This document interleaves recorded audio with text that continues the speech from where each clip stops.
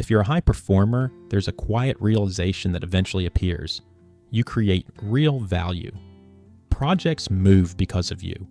Problems get solved because of you. Revenue happens because of you. And yet, when you look at your life, your time, your freedom, your upside, it doesn't fully reflect the value you create. That disconnect is not random.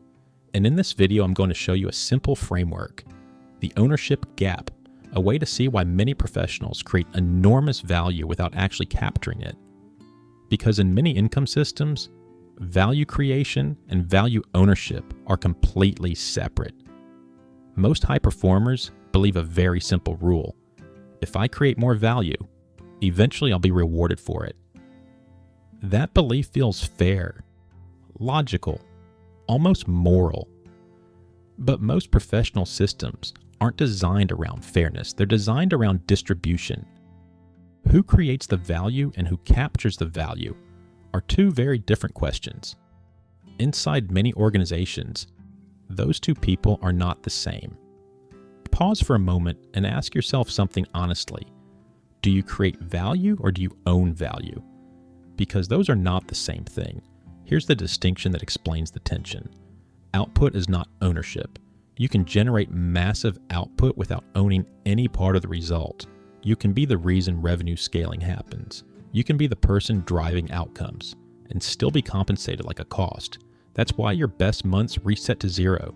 Your wins don't compound. Your effort disappears every quarter.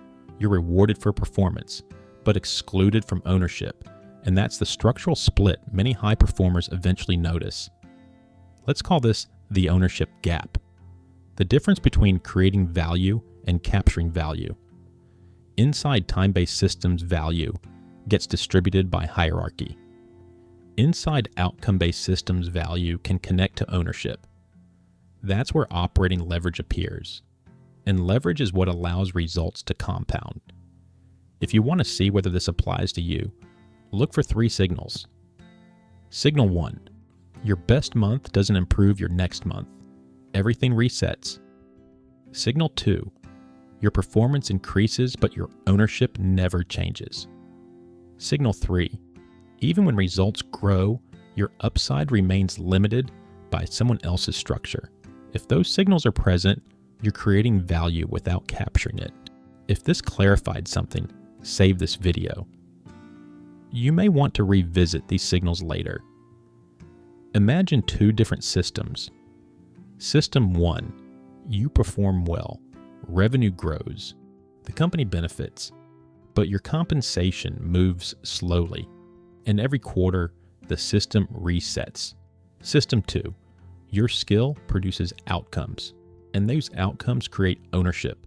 One relationship can change your year. One deal can change your month.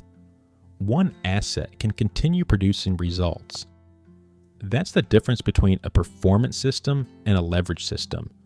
Real estate is one example of a field where value creation connects to ownership. Not because it's easy, but because the structure allows operating leverage. Early in your career, this distinction doesn't feel important. You're learning, growing, proving yourself. But over time, awareness increases, your skill improves, your results improve, but your ownership never changes. And eventually, value creation without value capture starts feeling unsustainable. So I'm curious about something. In your current role, do you feel like you primarily create value or own value? Write create or own in the comments. I read every single one. And in the next video, we're going to talk about something that explains a lot of career frustration. Why most income systems reset progress every year. Once you understand that, you'll see why some careers compound while others constantly restart. If you want to understand how income structures actually work, subscribe to the channel, because this series is about one transition, moving from effort-based income to leverage-based income. I'll see you in the next video.